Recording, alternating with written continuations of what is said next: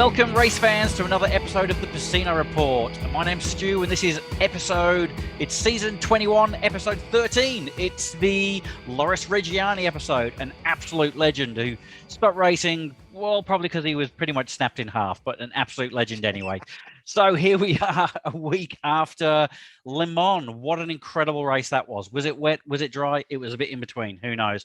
Some people loved it. Some people hated it. But to give us all the goss and the lowdown, we're going to go straight to the man himself in just a second. Before we do, Andra, this is your second season now. This is the second time you've seen a race at Le Mans. What did you reckon of this one? I think it was my first flag to flag, though. That's right, it was the first flag. Because last year it was raining and they talked about it, but didn't actually happen. That was crazy exciting. Were you confused? What are they doing? Changing bikes? I was confused when Fabio pulled up and then ran through the garage. Oh my God, yes. Bike. No, but I was like, how does this work? I think I was messaging you guys a bit. I'm like, how does this work? When do they do it? Then what happens? What if they have to go back? And it was just, and even in Moto 2, I was like, oh my God, they've got to change bikes. I was like, no, they only have one bike. That's right. Nah, it was such an exciting weekend. It was, and didn't have to get up in the middle of the night to watch the race because of the time difference.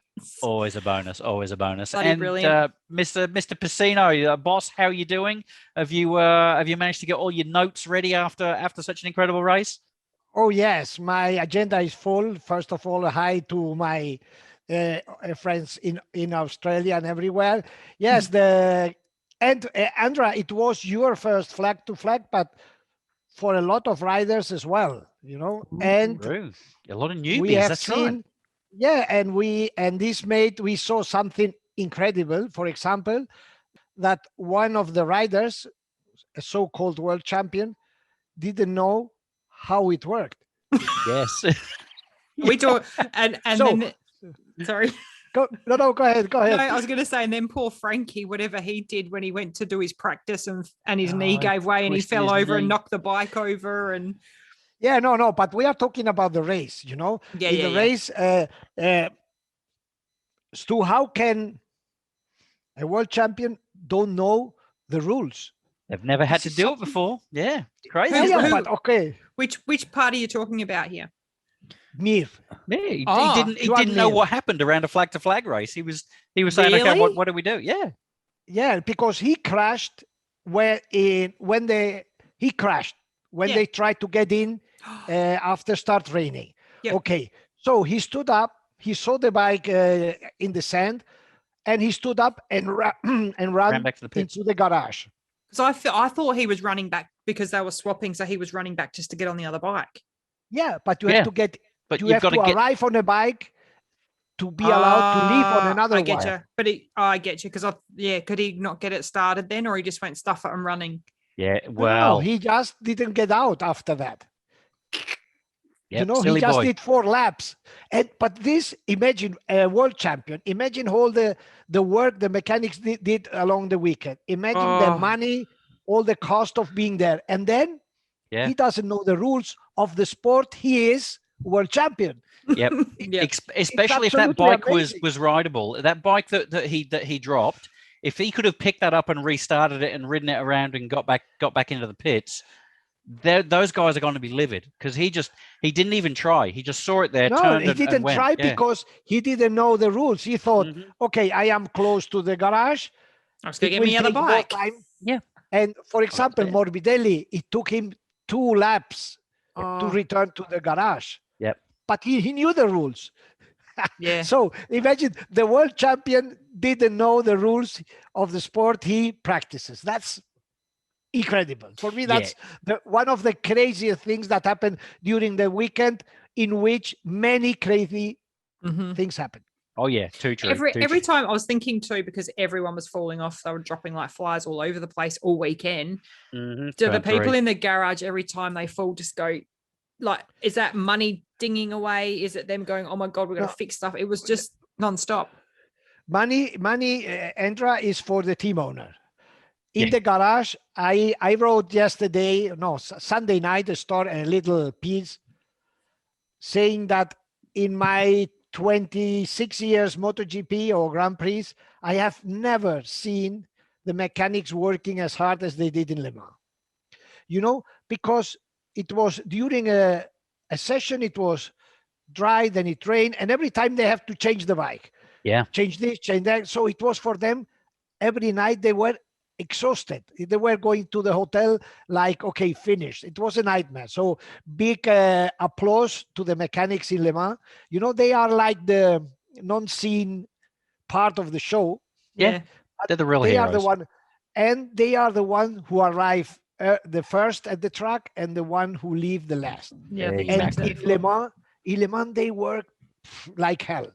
So compliments for them. Yep. And it was like clouds, rain. Then it was like, oh my God, the sun's out. Oh, look, here comes another rain cloud. It was just. Well, this is Le Mans. Le Mans is like this, you know? Yeah. Okay. Because last time we were there in, remember last year, I think it was October or something like this. Yes, October. And the weather was the same as me. Yeah.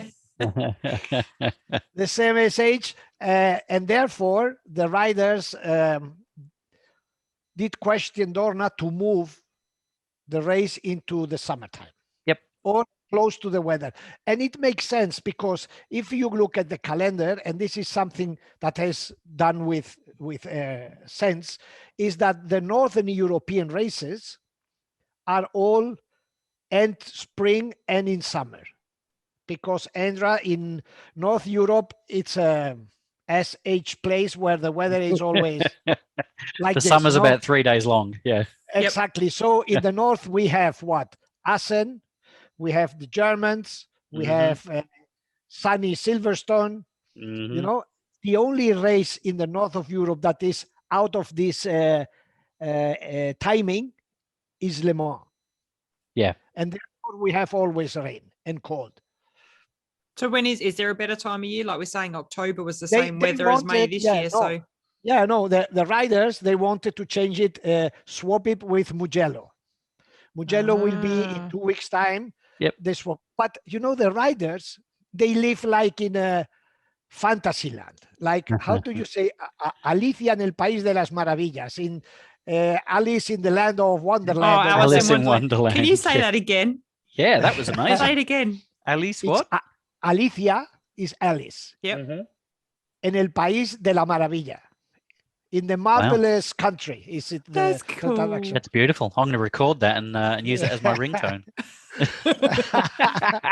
Beautiful. Beautiful. So what happened? So the riders, they want to change, but they live in their own bubble. You know, they want to change the circuits. Move this corner because we don't like it. Changes this calendar, we don't like it. So at the end, you know, imagine if the guy in Mugello, he wants to have that race at this point, probably because there is a holiday or whatever. But the riders, they live like, we want everything like... There's no world exists besides MotoGP. Exactly. Like I say, at the end, for them, the best thing to do is to race on the PlayStation because they don't want rain. They don't want bumps. They don't want corners. They don't want wind. So they don't want flag to flag. Yep. They don't want, if your name's Rossi, you don't want flag to flag either. That's right. And I think that they think that all the world is like a golf course, you know, perfect. Yes, exactly. Oh my God. Yeah. So as you say, Manuel, so a weekend of absolutely crazy events, a weekend of crashes and excitement and not knowing what's happening in the World Championship standings. Where do you want to start? Do you want to start with this guy behind us, or is there other people in MotoGP you want to talk about? Let Super Jack, let's leave it to the end to finish in a high. Okay. Yeah. I'll get my shoe ready. Like a movie, you know, the movie, you know that there is a certain pace. Fade out. That's right. And then it bang. Yeah. So I want to start with Marquez. Yep. Okay. Yep. And now, before I speak, I want to know your opinion about Marquez in Le Mans. Pick me. Yes. Well, I felt like it was a repeat of last year when the race where he actually injured himself. He was going a little bit erratic and he fell off, and it's like that red mist came down and I was just like, this is going to end really badly. He was riding a bit silly again and he fell off again. Yeah, it was a bit of deja vu for me. Very good. Stu? I think it was just bad luck. with all the other Bad riders. luck. He knows what his pace was. It was early in the race. He wasn't suffering from fatigue and pain in his arm. He was doing okay. Barring's way. He was making it. He was doing his own lap times that he felt comfortable doing, and just like everybody else, he just came around that corner and hit the gas too hard, and it just made an error of judgment. Everyone makes errors of judgment. I must say, I did have that thought, not to back what I said before, but I remember sitting there going, yeah, is he just more comfortable going faster than everyone? Because I sat there and went, he's riding crazy compared to everyone else. Very, very good wet weather rider. Yeah. But maybe it's because he's comfortable at a faster pace than what they were. Yeah. All right, Manuel, school us, Mr. Which one of us Pecino. is right? Which one's bullshitting? Okay. First of all, I have to say, if I would have to write a headline, it would be, in Spanish, we say, do what I say, don't do what I do. Yep. Mm-hmm. Yep. It's what you always tell your kids. Yep. Yes. Say it in Spanish now, though. Quick, say it in Spanish. Haz lo que digo, no lo que hago. How much better does that sound than English? No, it's not better. Well, Thursday before the race, Marc Marquez press conference. No, because I realize that I am not ready. I realize that I have to take it with patience, going step by step, building up my physical condition. La, la, la, la, la, la. Okay. Sunday, I am completely, how do you say, with Andra in his first exposure. Yep. The script we saw in Le Mans was exactly the same script of Jerez 2020. Was I right on that bit? There you go. We recorded that, but I'm waiting for the but. And look, then if you go, you can watch the races in two ways. Okay, just looking at the TV and accepting what you hear from the TV, the commentators, or you can do like me, that I am a demente. You know, I am. I'm demented. Yeah. You're obsessed. And then obsessed is it's. Yes, but when it goes to a mental problem, it's me. So after the race, I saw what happened. And I heard Mark's comment after the race. He said different things. One,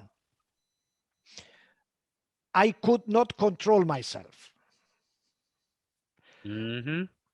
Telling? It was from before the race, my manager, Alberto Puig, and the team told me, take it easy. Yep. Yep. Okay. So then I take all the numbers of the race, and the story is the following. Look, I have written this, I have said this in an Italian TV program, and people on social are massacring me, but I don't care. Because it's the reality, because it's down to number. At the end, it's my opinion, but it's sustained on numbers, okay? Mm-hmm. If you watch, when Marquez comes out in the change of, after with the rain bike, he gets out and he's first, right? And there he goes. How did he get out first? Because he's smart, or he make a quick change. Yeah. He's very fast at that bike swap. Yeah. So I think we all thought, wow, he will win. He can win. Yep. If you go to the timing, first lap, Mark was the fastest, second Mark, and then the third lap, Quartararo and Jack were already catching up. Fourth lap, they were catching up. Mm-hmm. So he's seeing that on his timing board. Yeah, or he saw on the boards, he understood. So he pushed and crashed, okay? Yeah. Okay. Then he picks up the bike, and look at this. When he picks up the bike, he's in position 18th. Mm-hmm. Then in 8 laps, he recovers to Jack Miller 11 seconds. Yeah. In 8 laps. It's phenomenal. And Jack was the leader. He recovered 11 seconds on these conditions. There were laps where he was 2 seconds faster than Jack. Yeah, I was seeing that. I was thinking, wow, is he that comfortable at that pace? That's amazing. Yes, comfortable. We saw when he gets to the 11th position, in front of him is Valentino. Valentino is 12 seconds ahead of him. So he didn't even see Valentino physically because but instead of saying, okay, I am done, he kept on pushing. Yeah. If you go to his lap timing, you can see this on the website of MotoGP.com. You see his lap time. It was like 45.6, 45.2, 44.9, 44.4, 4, and then the lap before crashing, he was doing 43 something, 1.2 faster than Miller. Yep. He had all his tickets. He had bought all the tickets for the crash. Yep. He crashed. So the problem of Mark is that Stu, you know, and Andra, you have seen this in the short time you are following. Every time he does something wrong, he tries to compensate this with a super fact. Yeah. You know, he does. So he does, and he's paying the bill. So the people out there are saying to me, now, how do you want to make a rider change? Why should he change? Because his way of racing has made him win 8 world titles. Yes, when but he calls it off, it has also made him sit 1 year on the sofa watching the races from far away. Yeah, and this was the latest. You know, the other titles are there, but the latest of his attitude has put in a how to say, in a standby his racing career. Yes, yeah. And it's frustrating because he is obviously so bloody good. Like, I was actually not looking forward to him coming back, but it's amazing to see him. It's a whole other element. But but he needs to be smarter. Yeah, nobody's doubting, questioning that he's the fastest. Nobody's questioning his 8 world titles. But but it's also not questionable that he has to change his approach. Yeah. There were years that he had crashed 25 times a year, 22 times a year. He had been lucky. What happened in 2020 in Jerez? It was a crash. And I have been speaking with an ex-teammate of Mark, which name I cannot reveal. So I leave it open because it can be 2 names. Right. So what did Danny say? Or Lorenzo. Exactly. Yeah. So it was like, why are you surprised? It's Mark used to crash constantly. It's not new. But, then I said, okay, Mark admits after the race that he could not control himself. That's the telling factor, do you believe that? Do you believe what he says, though? No. Believe. The facts are there. Yeah. The numbers are there. That's the thing. Yeah, I hadn't looked at the lap times, but yeah, now you're telling me that that's what the lap times are saying. That's the evidence right there, isn't it? For all these people to go, you're just crucifying Marquez. Well, no, as you say, it's not an opinion. You're just looking at the data. Yeah, exactly. It's not an opinion. It's a fact. Okay, then I suggested. I said, look, because Mark himself said, I was not capable to control myself. I knew what I should have done, but I was not capable. Once he put his visor down, he transformed into Marc Marquez. Yep. So I told Marquez. Maybe he should try to look for an assistance or a help of a sports psychologist. I think he needs Mrs. Crutchlow. She's still good with Jack. Yeah. But saying this, people said, you are an idiot, you are a no sé qué, because what are you telling a guy who won 8 world titles how to race? I said, I am not telling nothing. I am just putting on the table what's the reality. People can hear the TV, can see him riding 2 laps in front and saying, wow, Marquez has 2 balls. He is the best. He is. But he has his failure. And what shows that he has this failure is the full year he was sitting watching the races at home. And you don't get points if you don't finish the race. Just ask Suzuki. So, Mark, this is the situation. Mark knows that he's not physically okay. He's still a racer. He's ultra competitive. He showed this in the session 1 in Portugal when he did 3rd position. Mm-hmm. But Mark himself, look, another thing he confesses that is very true. He said, look, I can't help Honda right now in developing the bike, Yeah, he making can't develop the bike the bike. work. Yeah. He said, because every lap I ride in a different way, because on every lap I have less energy, and I ride every time the bike different. My riding position in different ways. Exactly. So he said, everything I can tell them is not worth, because it's not real. Yep. So it's himself who sees the situation, you know? Yeah, indeed. So this is the part of Mark in Le Mans. So do you think that he will, I know I mentioned before about, because Jack's doing some work with Cal's wife, right? Is she doing a bit of coaching or a bit of psych stuff with him? Do you think that Mark Marquez will see someone or get some help, or does he not do that? Yeah, but Andra, look, with all respects of Lucy is her name. Mm-hmm. Lucy is not a professional of that, you know. It's more like a older sister or whatever with Jack, you know. But whatever works, right? Yeah. You need a professional, a real good and having a good psychologist is not easy, because you don't know, at least the psychologists, they are very good in talking, but to get a real one, like in every profession, you have to get a real professional. But anyhow. So would Mark Marquez do this? Do you think that he would? Like we've spoken about it before. No, he lives in an echo chamber, doesn't he? Like, surely he's not around people that are confronting him with having to do this. He's around people that Mark. Exactly, yeah. And they've seen him win 8 world championships, all say the same. The argument of almost everyone is, in this way he has won 8 world titles. Yep. Yeah. But he can keep with his virtues and try like a diamond to polish the diamond. Yeah.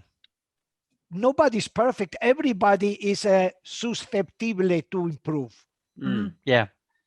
But who knows? He might race this year mid-pack and then get back up to full fitness next year and come back like a monster next year.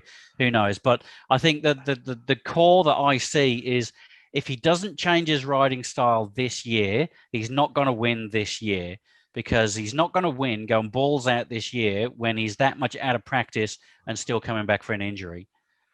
Yeah, look, physically, he is not ready. We saw him.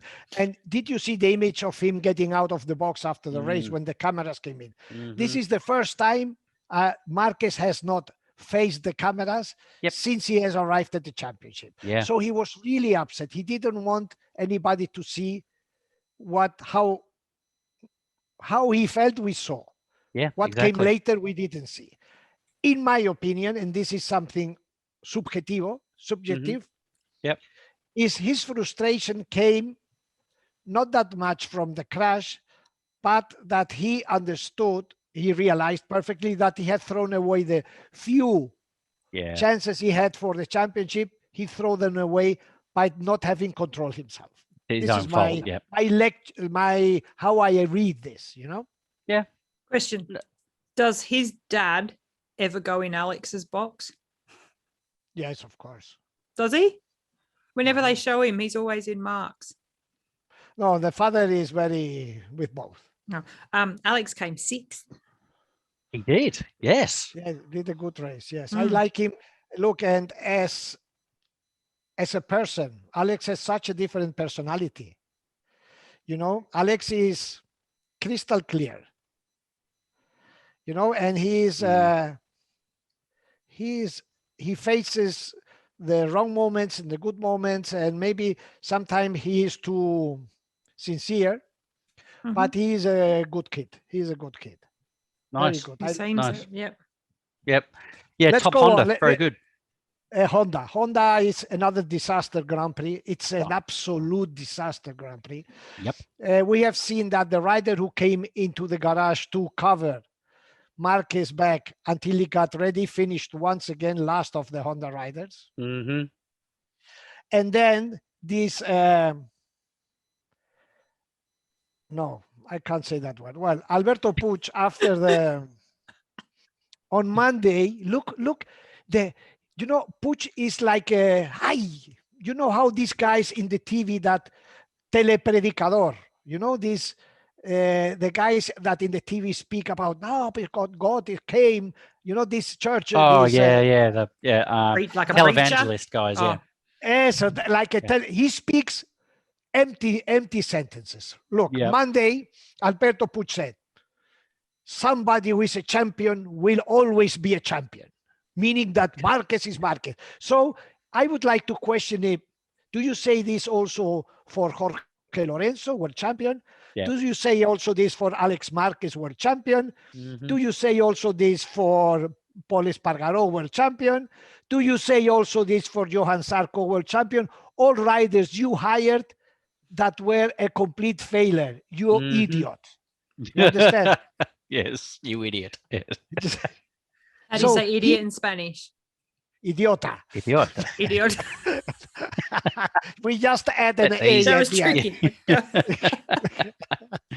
So Honda is, look, just to realize the confusion Honda is in, you had to have a look in the garage of the two Honda teams.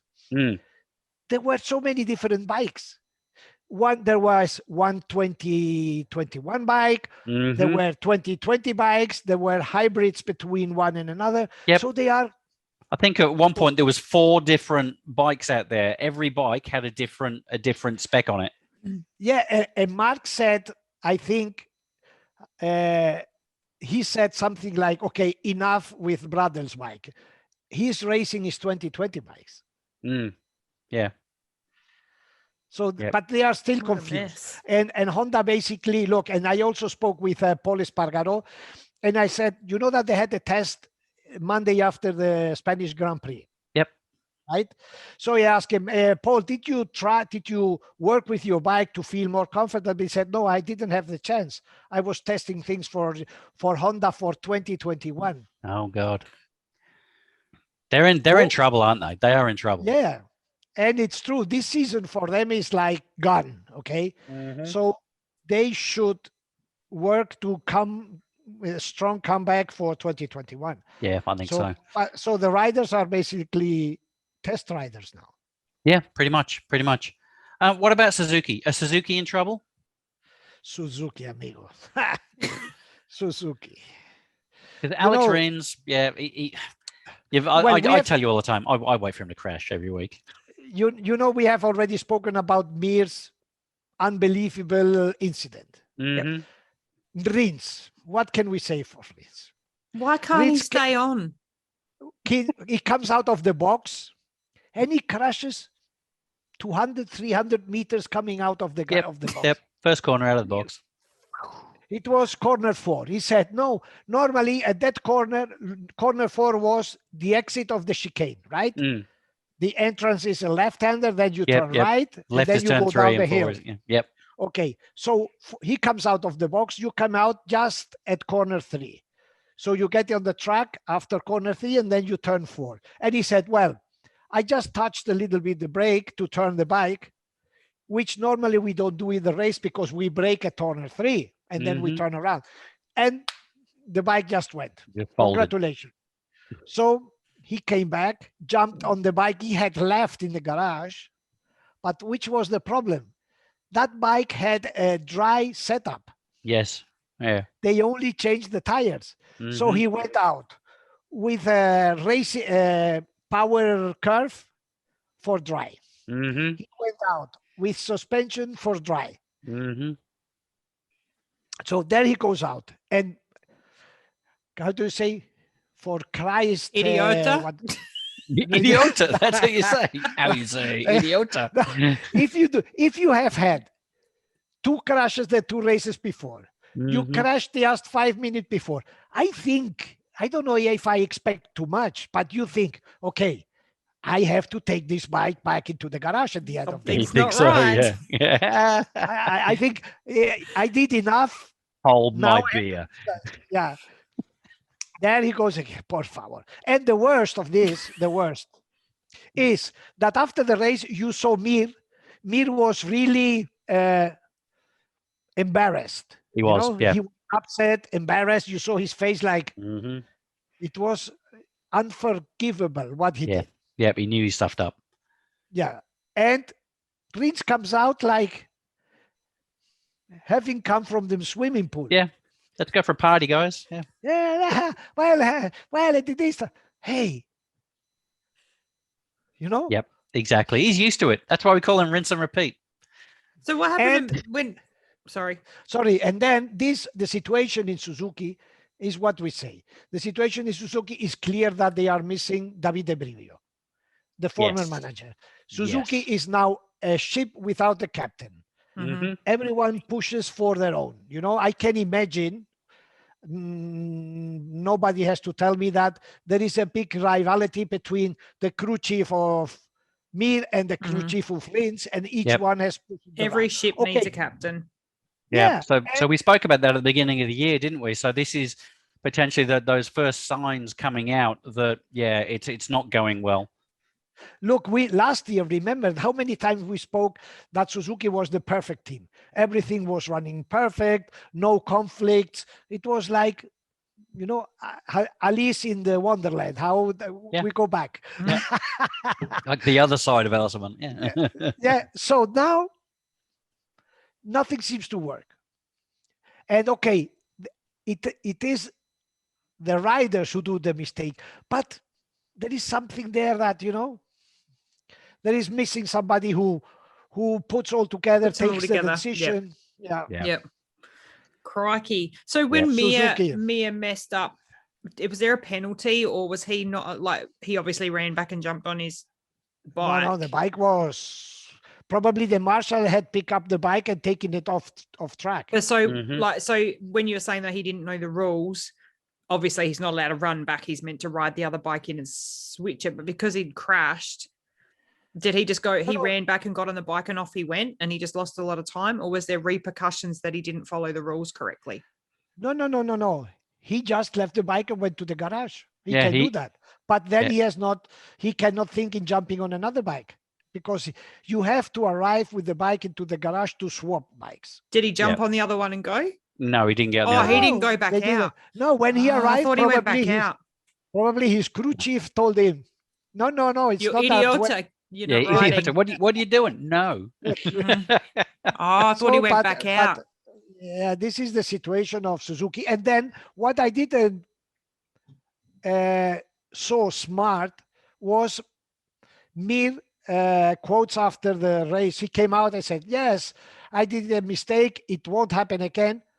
And then he says, but Suzuki has also to improve. No sense. Can't help himself. In the heat of the moment, he probably didn't know what he was saying. Kids these days can't take responsibility for their actions. Yeah, but you can't try to hide your mistake behind probably mistake of others. This is another story. Own it. That's another story. I messed up. Basically, it's like if you have a discussion with your wife and you put it on Facebook, so everybody knows. It's the same. But we don't do that. Isn't that normal? All right. I want to quickly touch on Daniella Petrucci. Good ride from him. Best ride of the year from KTM. Basically, really, really good. Fifth. Yeah, finished really well. It was, if it was wet, it was always going to be a good ride from Petrux. But do you think that's like him finishing in fifth and Ika in ninth? Do you think that's good for the KTM team, or is it bad for the KTM team that they didn't do any better even in the wet? Well, I before the Grand Prix, we know that Petrucci is number one in the wet. Yeah. He and Jack are the two fastest guys. Yep, this exactly. Yep. And I spoke with Iker, and Iker also told me that he was pretty fast on wet. He really wanted to be wet race, and we saw that it worked for both. So it was a result that gives a certain push to Tech 3.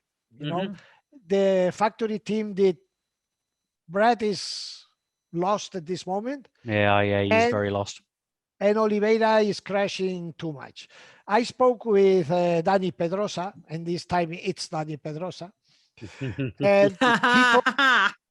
And he told me something very, very well, to understand some things. He told me, look, Oliveira and Binder approach things in very different ways. I don't know if I've told you this before. Oliveira, he builds his performance up. Yes. Yeah, I remember you telling me about this. Yeah. Working, while Binder goes out and just, okay, what comes. I react in fact. So, these are two very different ways to approach. When it happens in wet, probably the building up is safer than going out and see, okay, let's deal with what comes, right? Mm. And probably something of this is behind Brad Binder really bad performance in France. Yeah. Okay. And Pecco, good recovery ride from Pecco. Realistically, he could have very easily slipped back and finished a lot further down. But to finish fourth in that race and still be up there in the championship, fantastic. Yeah, Andra. If he didn't have his double long lap, he would have been on the podium. There you go. Because he did naughty speeding. If you look at the lap chart, mm-hmm. in lap 3 he was 19th. Yeah, exactly. Yeah. Started in 16th, right? Dropped to 19th, and then So somebody in Ducati or home has a connection with St. Peter, who opens the skies and let the rain fall. That was like magic, Mm-hmm. Yeah, clearly they didn't tell St. Peter to make sure that they pressed that bloody pit limiter button when they went in the pit. Both of them, for God's sake. Because he was what's your understanding? 19th. He was 19th on the dry, and he said that along the whole weekend they had tried to fix the bike on dry and he couldn't. So St. Peter pressed the button, and all the situation changed for him. Then from that point on, Pecco did another mature race like in Portugal, remember? Yes, yeah. And there is another thing. Look, if you have another look at the race, have a look how different the Ducati performance was compared with the other bikes. The electronics of Ducati work so well. There was no sliding. Every time there was acceleration, they were pushing forward, while, for example, Fabio, his bike was spinning a lot. Yeah, I noticed that. Yeah, they looked very smooth. They were perfect. The electronic for that condition were perfect, which allowed Pecco to come slowly, and Pecco was clever not to take his time. You understand? Yeah. He was my rider of the week by far. Nice. Yeah, Pecco came slow and finished fourth. Fantastic ride for Pecco. And now we have only done 5 races out of 19, correct? But I think that we agree that at this moment, the championship is basically red. Ducati red. Yeah, exactly. Yeah. Manuel, tell me though, because it's not usual for Ducati to win on that track. Is that correct? They hadn't won on that track. Yeah. Oh, sorry. Petrucci won last year, didn't he? Yeah, no, but you are completely right. But Ducati is by far the best bike on the track because it has been fast on tracks that were not good for them, like Jerez, like here. They have been competitive everywhere. Yep. And with different riders with different styles. Yeah. It's not the same rider that's demonstrating. Yeah. Yep. Yeah, with Jack, with Pecco, Zarco appeared again. And here I want to point something. Look, until now, we have Bagnaia hasn't won the race, right? But he is second in the championship. Only 1 point. Smart riding. Yeah, Zarco has been on the podium, apart from, in 3 out of the 5. Yeah, 3 times. And then we have Jack that has won twice. If you have a watch of them and realize, until now, they are like mates. Yeah. They don't feel like the other one is his rival until now. You know that, hey, Jack, how are you doing? Zarco, yes, we are friends. No, but they don't have the feeling like, wow, this is the guy to beat. No, not yet. You understand? Bet they do now. Yep. And you know when it will start? In Mugello. Yes. In Yeah. Mugello Italy. is the home. It's the home of Ducati. And they have to win there. And winning in Mugello gives a Ducati rider a different status. Yeah.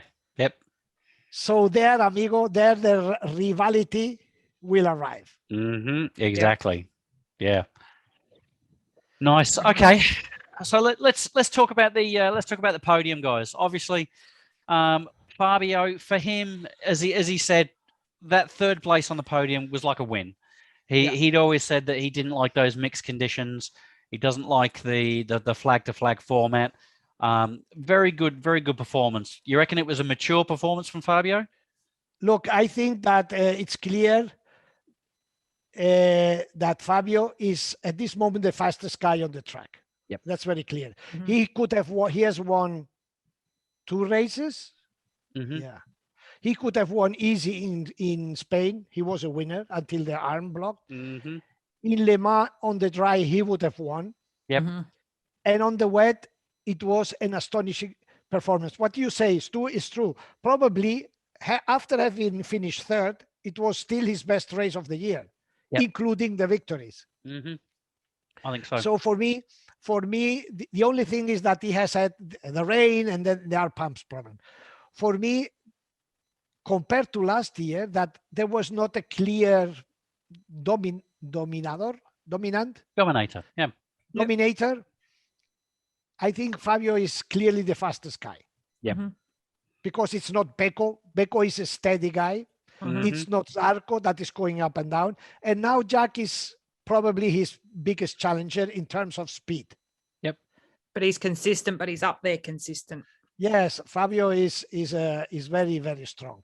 In the case of Jack, it's amazing. Look, normally, the people who understand about racing say that after the first win, it makes click. Okay. Jerez was not the first win of Jack, but it was the first normal win. The other one was on wet and so on. Yeah. And Jack is now another person. And it was his first win on the bike. On that bike. Yeah, on a dry position, on dry conditions. So you can see him speaking, his attitude. Now he feels the gunman of the village, the kid, Jack the Kid. Jack the Kid. Yeah, Jack the Kid. Pew, pew, pew, pew, pew, pew. Is that our title for this episode? Jack the Kid. Jack the Kid. But you're right, something switched in him. As we all, I think we all said would after that first win. That weight's fallen off, and he's like, "Yeah, I can do this." Yeah, and you can see or you can feel it in his quotes and how he faces the interview. He feels like, "Hey, I am Jack from Northern Australia." Yeah, I think I said to Stu too. I love because we've all spoken before that Jack he adapts his accent depending who he's talking to.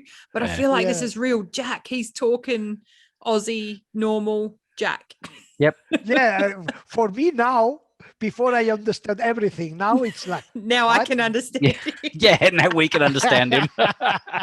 We'll translate for you. It's all right, indeed. Yeah. Yes, and then about Pecco is what we said. Is steady Pecco.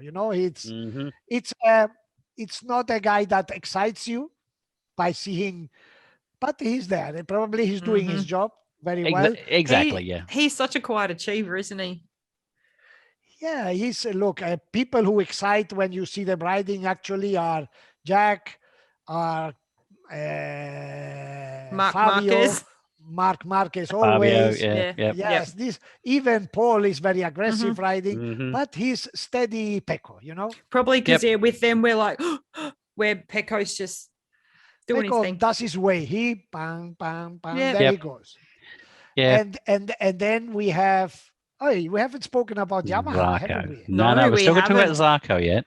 Zarco. Zarco is a character on his own. He cannot he cannot be classified anywhere, you know. Yeah. The alien Zarko. Yeah, I Comes from like him Planet so Zarko. much. I like him because he's a complete outsider, Yep. in his attitude. Look, a friend of mine, a journalist, went to his house to do an interview. Mm-hmm. Sarko told him, hey, stay here for dinner. Then Sarko pushed out the guitar, and with his brother, they started to sing. The brother on the piano. That's It's very different, cool. you know. That's awesome. That's awesome. Can you imagine Viñales or Jack playing a guitar or the piano? Jack probably would play it with a hammer or something like this. No, Jack would play guitar, but he would play I feel like Jack would play like Creedence Clearwater, Stairway to Heaven. Stairway to Heaven, or some John Fogerty, that sort of thing. That's what he'd be playing. Put the goon bag on the clothes. Anyone that's not in Australia, I want you to Google I think we've spoken about this before. Goon of Fortune. Goon of Fortune. It's a game we play in Australia where you get a bag of wine and you peg it to the clothesline. We have something here called a Hills Hoist clothesline. It spins around and you stand around in a circle and you spin it. And if it stops in front of you, you drink. Wow. Great game. Real Far West style. Oh yeah. For sure. That's Jack. That would be Jack's. Yep, indeed. Right, let's talk about Yamaha. Yeah, indeed. So although Fabio was on the podium, wasn't really a very good weekend for the rest of the Yamaha riders, was it? Oh, what? Rossi? Didn't Rossi finish 8th? Rossi. No, Rossi 11th, finished 11th. behind Vinales. Okay, Really? Yamaha. 10th and 11th. Yeah. Yamaha. Practically Yamaha 8th. is 5 races, and it's clear who is the boss, right? Yeah. In Yamaha. Mm-hmm. Very clear. Very clear. I remember that before starting the race, before starting the championship, Vinales was kind of the reference rider of Yamaha. Okay, he had more experience, blah blah blah blah blah. Yeah. And Fabio, before he said, "I will do all the necessary to turn into the reference of that box as soon as possible." Mm-hmm. This was an off the record. Yep. Job done. Is there anybody Job done. who doubts after 5 races? Who is the one? Not at all. Who is the boss? Not at Vinales can choose whichever box he has. Vinales says, "Oh, I'm jumping into Rossi's box to assert dominance." You can have that. Fabio's just going to kick your ass on track every single week. I thought he was going to do better this weekend. I thought he was due a good one. Who? Planets didn't align. Maverick. Vinales. I was like, Maverick, yep, he's due. Maverick at least he was sincere, because after the race, he said, well,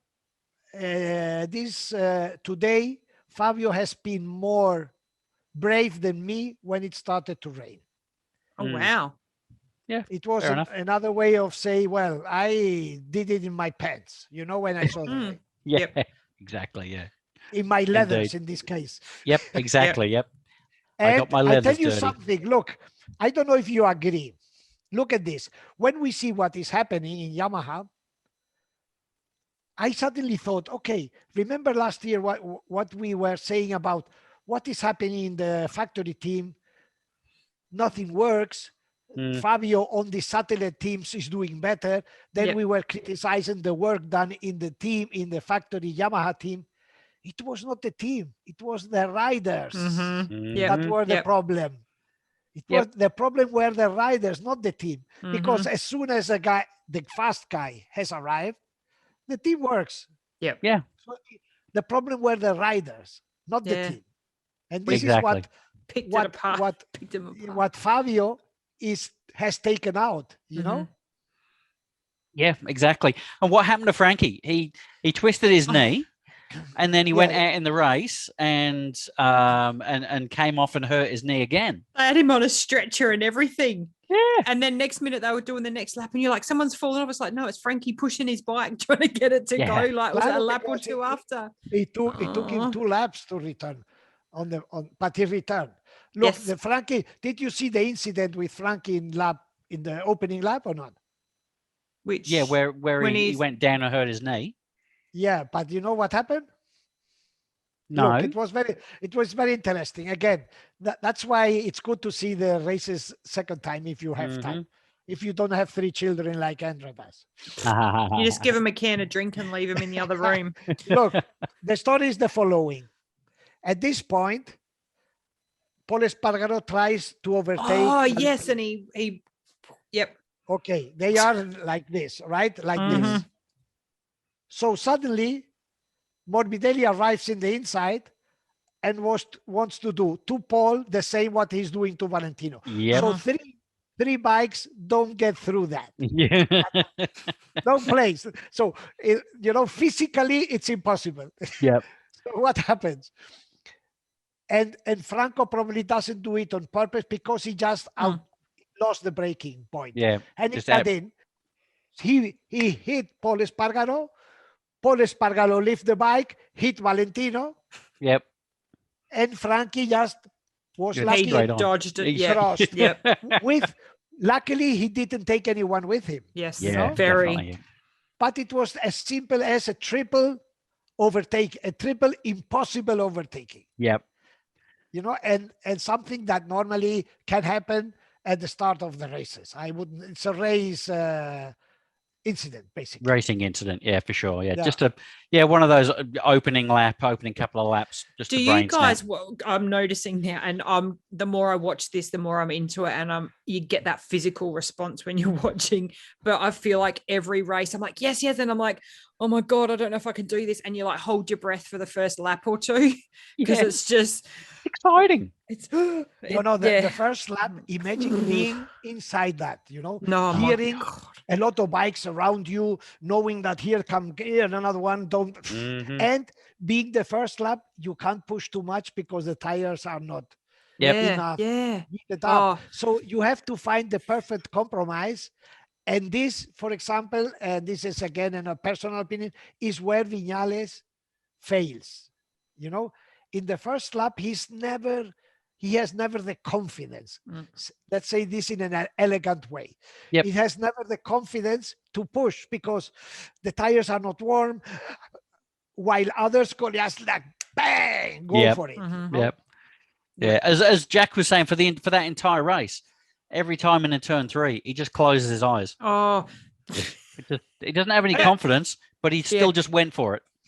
You put in front of me a highway now, Stu, with that sentence. Yeah. Look, the difference between Fabio Quartararo and Valentino Rossi. You can 20 years in one sentence that Quartararo said on Saturday afternoon. Quartararo said, that on Q2 he did the pole position, right? Yeah. He came out and said, look, the condition of the track were disgusting, wet, dry. And then Fabio said, but I thought, this is France, my home circuit. Yep. Or pole or hospital. Yep. Win it or bin it. Then my question is, do you think that Valentino is going to think like this? Never anymore. Never. Somebody like this thinks when you are 20, when you are looking for your worst title, not when you have 9 world titles and you are 42. Yeah, that's the luxury of it, isn't it? Yeah. When Jack would do this, I have always my best example of what I can imagine is the corner 1 at Phillip Island, Stu. Oh, yeah. There is the typical corner where I can imagine that you have to close your eyes to get in there, full gas, because you don't see the corner. It's a blind corner. So Valentino won't close the eyes anymore. Why should he? Yeah. But the others who want to get one of the 9 things he has, Fabio just he's ready to do anything what is needed. Yep.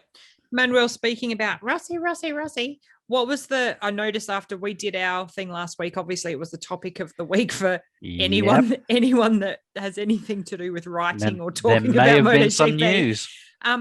What's the feedback been like from that? And I know you put out your story about him, and what's the general consensus been? What are the opinions about Rossi, and what you wrote about him in your last story and what we spoke about? No, I insist. People keep asking, and Rossi. Probably the guy in the gas station here on on the side of my house. When I go to buy bread, the girl asks me about Rossi. That, if I go to the hairdresser, they told me, how is Rossi?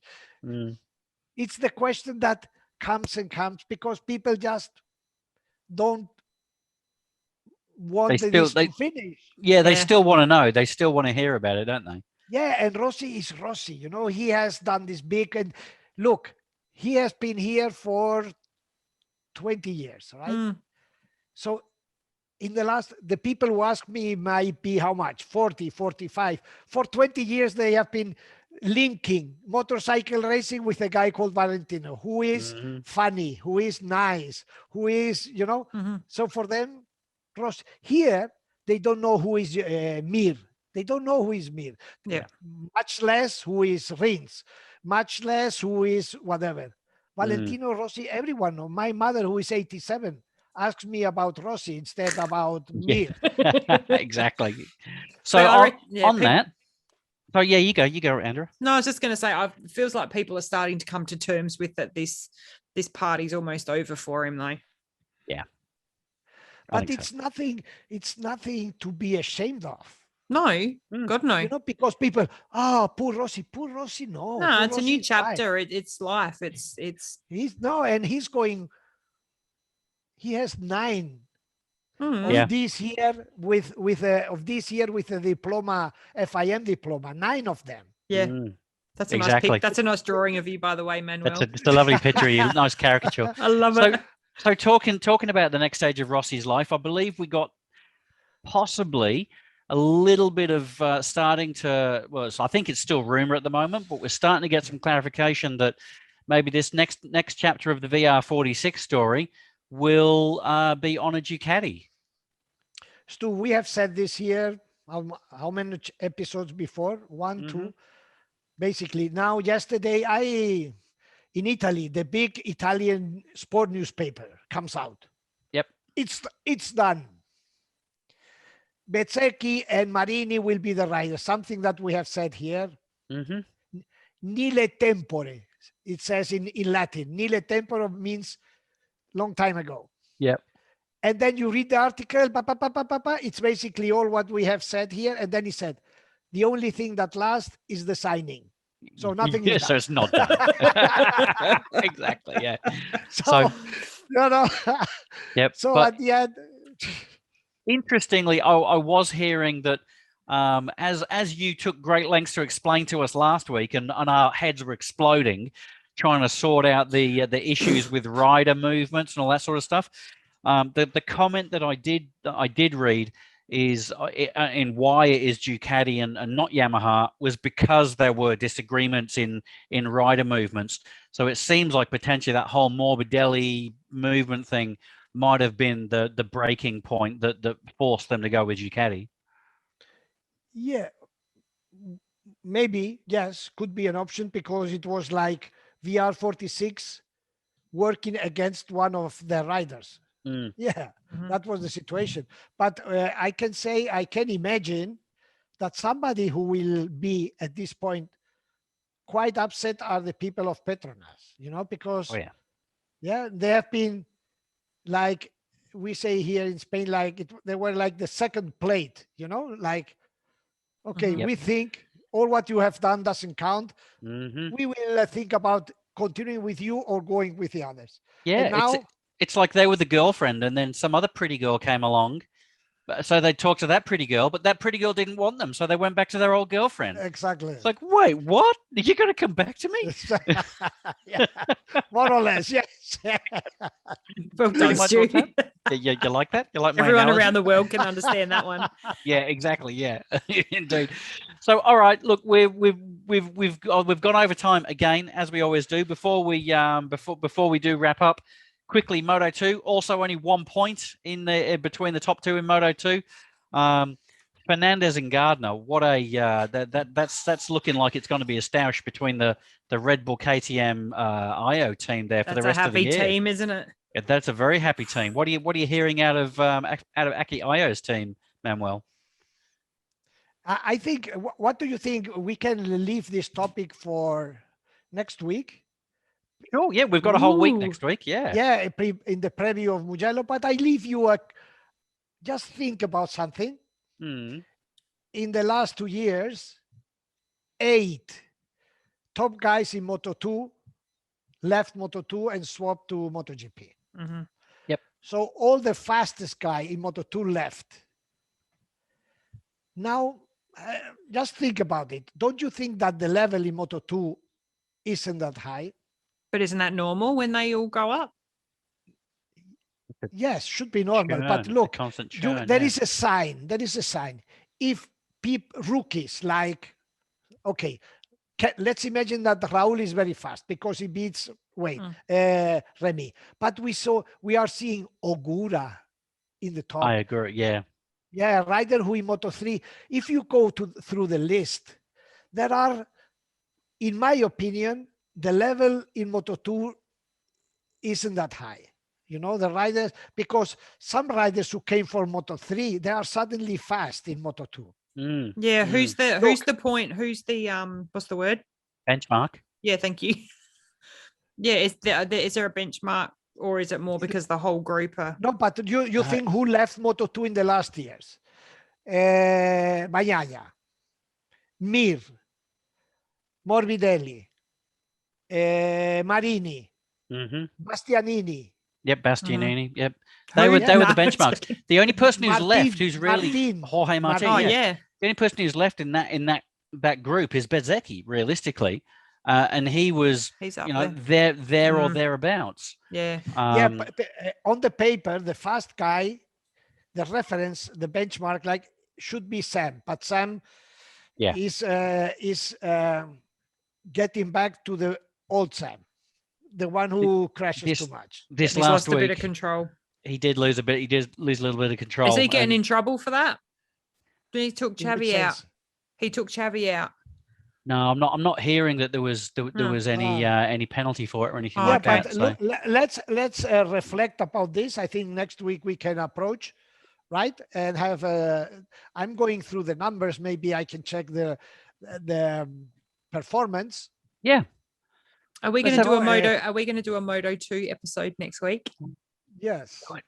Not too long. Yeah. Not too long. Yes, not too long. Maybe. Indeed. Are we going to have any guests next week, do you think? Oh yeah, but yeah. Let's see. Let's see if we arrange somebody, and especially somebody who has a very good link with Moto 2 and Moto 3. Yeah. Yeah. Let's see if we can do that. Yeah. We don't say name in case of. Yeah. This person is PC or whatever. Yeah. He or she. Or they. Frank Corchamps. Yeah. Indeed. All right, guys. Wonderful. Absolutely wonderful again. Thank you, boss, for giving us all the inside line. Andrew, before we go, you got any messages for the viewers and listeners? Like and subscribe and share. That's it. Hit the notification bell. Tell all your friends about it. Please engage with the episodes. Put some comments down. Let us know what you think. Tell all your friends about it. Manuel, where can they go and get the latest news on MotoGP? There we go.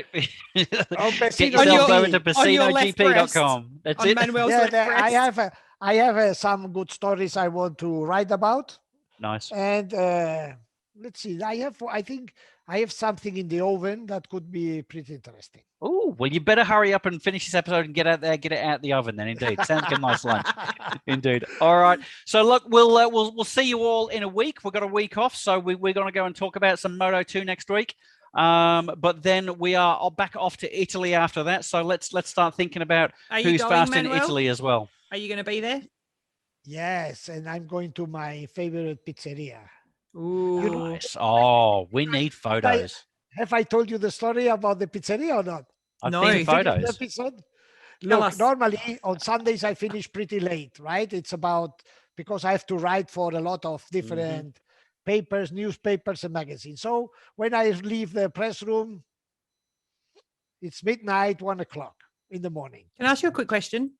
Yeah. If you write for all these different ones, do you write one article and then plagiarize it, or do you have to write separate articles that are really different for each of these? Yeah, no, it depends what they ask me to write. Or just different languages? No, I write in Spanish and English, but somebody wants to know about Remy Gardner.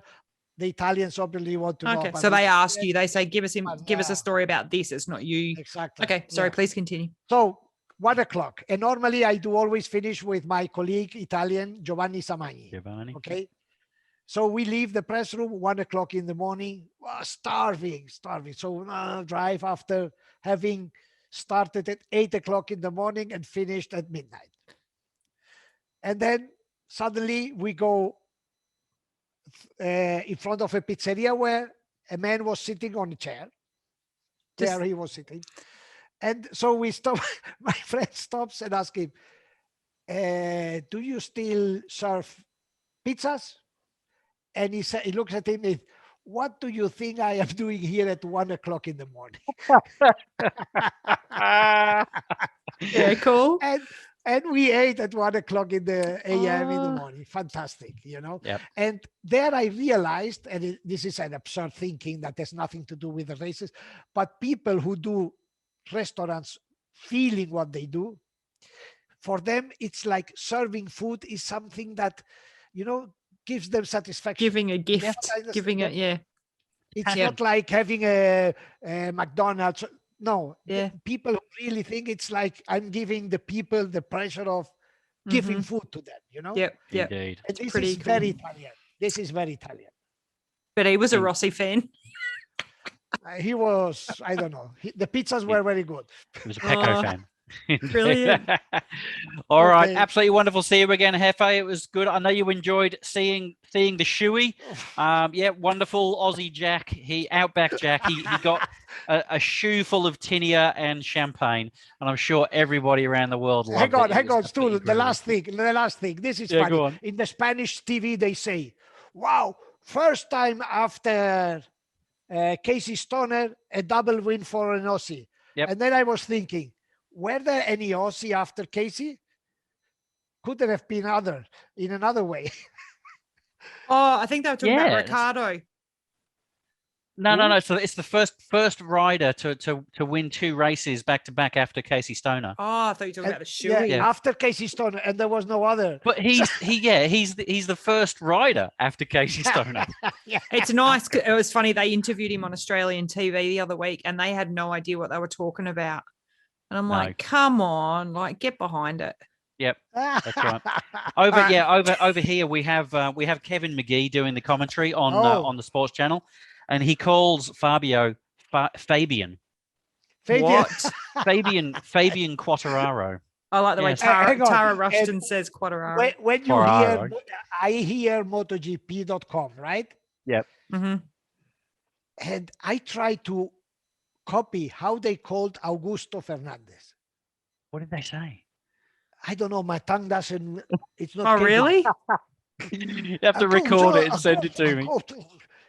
Why don't you call him by his name? They're gonna have to give all the Fernandez people number, like call them by their number instead of their name. Fernandez A, Fernandez B. Yeah, I don't know. It's incredible. All right, mate. You go and get yourself some lunch. Have a glass of vino. I've been showing everybody here. Look, I've been into it. Where is it? Oh, you can't see it. Jack. I can't see it. There we go. Look, there we go. Yeah. I'm into the French wine today. Yes, so I've been into the French drop of red to keep it very Authentic. topical. So yeah, you go and have one of those, mate, and then go and have a bit of a siesta, and we'll talk to you next week. See you next week. Ciao, ciao. Adios. All right. Bye. Ciao. Bye.